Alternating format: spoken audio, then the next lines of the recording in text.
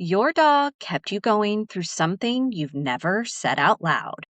Welcome to The Dog Who Asked for More, the podcast for dog parents navigating the messy, complicated parts of life with a dog. Here you'll gain confidence in your decisions, deepen your connection with your dog, and finally feel seen in something you've never been able to say out loud. I'm Em, a dog mom, former vet tech, dog trainer, and canine nutritionist who stayed longer than she should have and who works with dog parents who are caring more than anyone sees. There's a version of this that looks like fine from the outside. You're functioning, you're managing, you're doing the thing where you hold it all together well enough that nobody around you knows how much it's actually costing. And your dog is there every morning, every hard night. Every time you come home to something you weren't sure you were going to come home to. They don't ask you to explain it. They don't need you to have it together. They just love you right next to you in the middle of all of it. And somewhere in that, in the loving, in the showing up, in the way they press into you when everything else is falling apart, something in you starts to shift. Not all at once, slowly.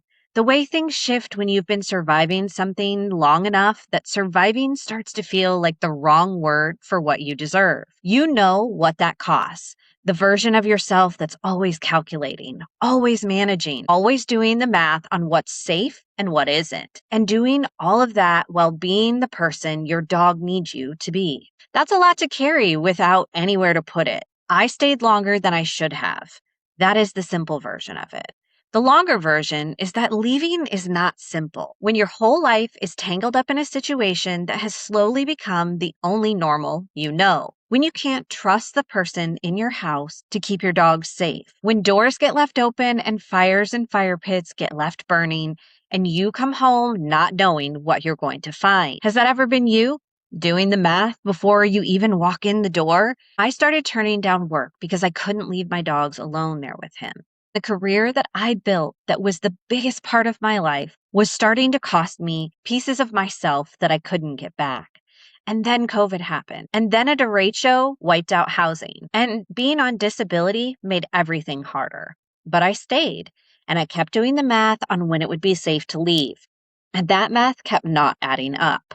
Think about the last time you stayed somewhere past the point you should have. Maybe it wasn't this. Maybe it was something else entirely. But you know that feeling. The one where leaving felt impossible and staying felt like the only math that worked. I shared some of this on Instagram and the comments stopped me.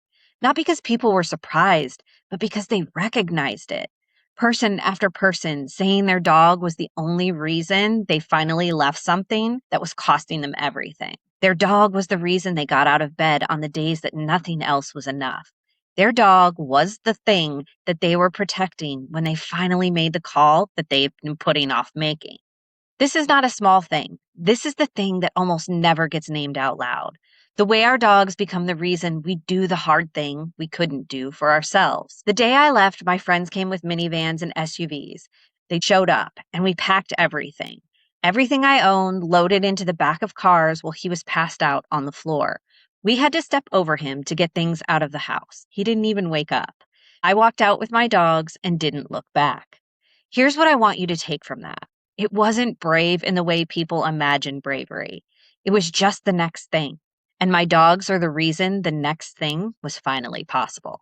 And even after you leave, even when you are out, even when you are safe, even when the doors are yours to lock, you still are in it in ways that don't go away immediately. The nervous system doesn't know it's over. The hypervigilance doesn't get the memo right away.